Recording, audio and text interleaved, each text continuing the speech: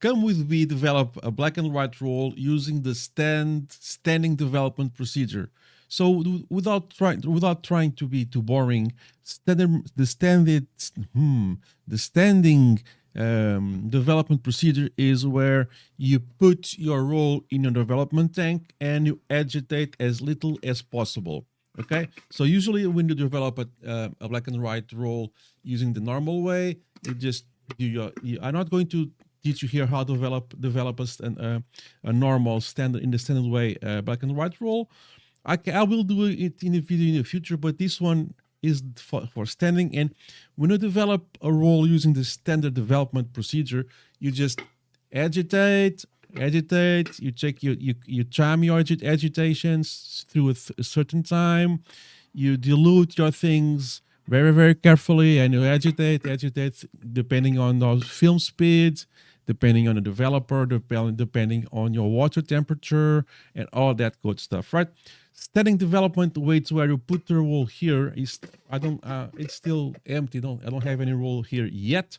Where you put the roll in your development tank, and it just stands there. You agitate as little as possible, maybe a couple of times throughout the process, but you just let it sit there. Why do we do this?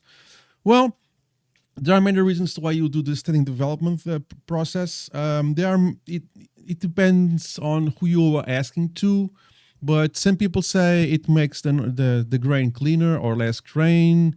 Some people use it, but for me, I use it for two reasons. Well, more than two maybe, but people use it to push the film. So let's say you shot it at 400 and you want to push it a little bit further to bring more of the out of the shadows, out of the highlights. Let's say some people use it to pull the film, but without wanting to be too technical. The reason I'm doing this is because I messed up. As you can see, all my rows have a number. And my thing is, if it's an odd number, which is this one here, if it's an odd number, 41, it's an odd number, it's 100 speed film, because this is, as you can see, it's hand rolled, it's bulk rolled. So an odd number, it's 100 speed film, and an even number, it's 400 speed film. Why? Because number one is odd, number four, it's even. But when I loaded this film here, and I like to keep my rolls for a long time before development, unless it's for a client that is waiting for it, because I like to watch to see my pictures. A long time after I took the shots, because that's how I like to use film for. Unless again the client paid for a more immediate result, and looking at the film, looking at the camera I use, let me show you the camera. It's this beautiful T4 auto reflex from Konica. It's a beautiful camera. I have a video about how I fixed the camera. But yeah, I messed up. Why did I mess up? Well, it's not the camera's fault. It's my fault. I messed up the film speed. I thought I was shooting. Well, I loaded the film and I shot it. I think I shot it at 400, but I'm not sure if I shot it at 400. I don't use the camera's meter. I don't think it's even have any batteries. It doesn't have any batteries inserted. This is a fully manual camera, which means that it doesn't need the batteries to operate. And I shot, and I think it has film. It still has film. Yeah, it still has film. Now, just a tip: if you want to know if a camera has film inserted, just tug a little bit. If you still feel tension, it has film, and it does have film. And I think I messed up the meter, not this meter, because I didn't shoot with this meter, but my meter readings, I messed up. I think I messed up. I'm not sure. That's why I'm going to do a standing development. What does that mean? By using a standing development, almost does not matter how you shot the film, but is expected to be roundabout the film speed. So if this is 100 and you shot at 400, or if it's 400 and you shot at 100, you can stand develop it, and you can get away with it. Okay, so let's say many reasons for do standing development. Some people say have cleaner grain. Fine.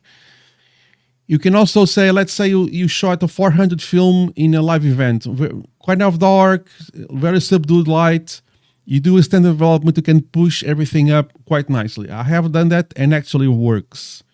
Another reason is you can develop multiple film speeds in the same development tank. So this tank can fit, I believe, two rolls of 35.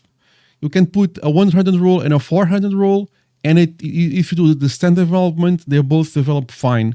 So as you know, 100 speed film develops it has different times of development of 400 speed film, but if you put both rolls, one 400 and one 100, don't go 800 or above. That's kind of pushing the concept. But if you have two rolls of film with one speed film apart, like 100 and 400, 400 and 800, you can actually get away with that and develop both films in the standard development process, because they will both develop fine. I have tested that out, and it actually worked. I used 100 film speed film and 400 speed film, and I developed both of them on the same tank at the same time, and it actually worked out fine. Some people don't like the statics that you get. I do like the statics that you get. So what I recommend is to experiment and see what you get in your own experimentation. But in my case here, I messed up, and I don't remember. I know it's 100 speed film because it's in even number, but yeah, I cannot remember for the life of me how I did it, how I shot. I know I did a mistake. I think I shot all my 100 speed film at 400 or the other way around. I really messed up, but that's fine. I'm not worried. I'm not worried at all. I'm sure I'm going to get my shots back because I'm going to do the standing development. I'm sorry for the long intro, but this test had to be said. I'll put chapters so you can just fast forward to the part you want to watch. So how does standing development work? Well, besides the intro, it's quite simple. You just do 1 to 100 dilution. So what does that mean? So this tank uses, let me see, I am kind of blind, 325 cc's for one roll. I think this tank takes 2 rolls of 35. Yeah, that's about right. So this tank takes 325 cc's for each roll of 35 millimeter film. You can every tank has it. Every tank has that information here. You cannot see it in camera, of course you cannot, but 325 cc's for one roll, which 1 to 100 means I'm going to use 325 cc's of water and around about 3.2. So 3 is going to be 3.2 cc's of developer. In my case, I'm going to use Rodinal. Rodinal is my developer of choice for a long time. I really trust it and I really understand how it behaves. So it's going to be, since the tank uses 325 cc's, so I'm going to put 3.2 cc's of Rodinal and fill the rest to reach 325 of water. So basically you do 325 minus 3.2, that's the amount of water you will add. You don't have to, so it's 1 to 100 the dilution. So I'm going to put 3.2 cc's of Rodinal and fill the rest to reach 325 of water. And then I'm going to agitate the first minute. I'm going to show you that in a second. I'm going to put a 1 hour timer. I'm going to put a timer for 1 hour. 1 hour. Of course, this depends on your experimentation. You can do a little bit more time, a little bit less time, but for me 1 hour works. I'm going to stop for 1 hour. I'm going to start a 1 hour stopwatch. The first minute I'm going to agitate as normal. Okay, then I'm just going to let it be. Just sit it down, watch a movie or something, go develop other rolls of film, whatever. And if I remember at halfway point, at the half an hour, I will agitate for another minute, then let it be. it will the water temperature does not matter all that much, but if you are don't use hot water, just use 20 to 25 degrees water out of the tap. That's the regular temperature of my house, of my tap water here. So 20 to 25 degrees. Do your dilution 1 to 100. So in this case, it's going to be 3.5 or Rodinal, and the rest is going to be water. You can do the pre-washing, do all the regular stuff as you usually do. I'm going to do a pre-wash to my roll just because it's been sitting for a while, so clean the dust and all of that, all the debris and everything else. Going to do a quick wash. I'm going to drop the dilution, and then I'll come back here so you guys can watch me doing all the rest. So don't stress. You have 1 hour, 1 hour and 5 minutes, 1 hour and 3 minutes. It will make little or no difference to the results. So I'm going to load my roll of film into my tank. Okay, I'm going to load this into this, and I'll come back to start the procedure with you. I'll see you in a few moments. The film is loaded here. Where is the stick? Where did I put? Oh, it's there. Okay, film is loaded. I'm really relaxed. This is really chill. I loaded the film. I pre-washed it, let it sit in the water for a couple of minutes just to get it down to temperature. The water is around 24 degrees, so it's perfect. I have here my 1 hour timer. I'm going to start it, and I'm going to do the first agitation. I usually prefer to agitate using the inversion, but I lost the lid. It's not lost. The lid is somewhere around my storage unit. And this is just fine. I'm going to agitate this for the first minute. And when you do the dilution 1 to 100, so it was 3.2 cc's in 320 amount of water, so it will look very, very, very, very diluted, which is normal. You almost won't believe that there is some developer there. So I'm just going to agitate for the first minute, and after that I'm going to hit the tank just to release some bubbles. That's that. So a couple of taps like usual. Release the bubbles. Now I'll just let it sit, and I'm coming back here at the half-hour mark to do a second agitation, and after that is business as usual. Dump it, pre-wash it, and fix it. I want to show you when all of that is done, because I assume you guys know how to develop a black and white film in a regular rate. So at the half an hour mark, if I don't forget, I may forget, I come here, do one agitation, then let the time run out, and then it's just the stop bath and the fixing. Okay, pretty standard stuff, pretty normal stuff from there on. So after the hour is done and the half an hour mark, I do a small agitation, and that's it. So it's pretty much the same process. The difference is the dilution. It's 1 to 100 for each roll. And you do the pre-wash as you do your thing, load the roll, 1 hour, the first minute you agitate, let it sit, the half hour mark, you agitate a little bit more. You don't have to agitate for the whole minute, 30 seconds is enough just to refresh the developer on the film.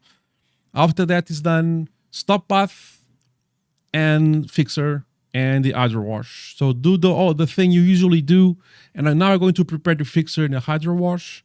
So the main difference is the dilution. It will depend on your developer. Rodinal is 1 to 100 for each roll. Do your thing, first minute agitate, then let it sit. Half an hour mark, agitate for 30 seconds, let it sit. After that, business as usual. And I'm going to come back here to show you the results with the film already drying, and I'm going to show you what I get. Of course, the definitive results are going to be in the scanning. I'm going to show the scanning too in this video, and I don't think I will do a two-parter. I think that's dumb, but I'm going to show you it's drying and also the final results after the scan. I'll see you there. It worked. It's great. Let me see. I'm going to show you the B-roll with more detail, but let me see if I can show you here. I don't know if it's possible with. Let me see if I can get an angle. Yeah, you can see it here. So yeah, I'm going to show you not only the B-roll with the roll just drying, waiting to be scanned, and also a few shots of after being digitized. Is digitized something? Yeah, after being scanned. So I'm going to show you guys the B-roll of the roll hanging and drying, and also after the scanning, and it should pop up somewhere around here. So it worked. I did everything like I said I was going to do. So I agitated a little bit in the top of the hour, agitated a little bit at the half an hour mark, and did the regular thing afterwards: stop bath, fixer, either wash, and all of that good stuff. You notice that the film it's a little bit damaged. It's a whole old stock I've been shooting, so I like the aesthetics. Some people don't like the aesthetic. It's a matter of choice and a matter of taste. I mean, you like what you like, you don't like what you don't like. It's fine. I love it. I like to shoot that, and I like to develop the roles sometimes a year after or more of that. I really enjoy the aesthetic. I like the imperfection of the 35mm film. I like it that it's imperfect. That's why I do it. I like the feeling of it. I like the all of the process. I like that slows me down. I mean, I have plenty of analog videos on this channel, so you know I love it. So it's a matter of taste. Some people like it, some people don't. I love it. I enjoy it, and I will continue shooting for sure. Analog 35mm film, analog film, developing it myself, scanning it myself, and seeing all the imperfections that the film brings us, because we are imperfect people, we are imperfect creatures, so imperfections are just part of our life. It's part of us, right? So I love it. Some people don't, and that's also fun. So this concludes the video of the stand development procedure. Let me know if you enjoyed this. Let me know if you have any questions, and especially let me know if you want, well, I will do it anyways, but it's nice to have some feedback of the audience to know if you like these videos. I like doing them. I don't know if you have any special requests about this. I have a bunch of other analog stuff in video here: color, black and white, 3D images, and all of that good stuff. Go and check all those videos out. Like, subscribe, hype, and comment images. Let me know what you think, and I'll see you in the next one.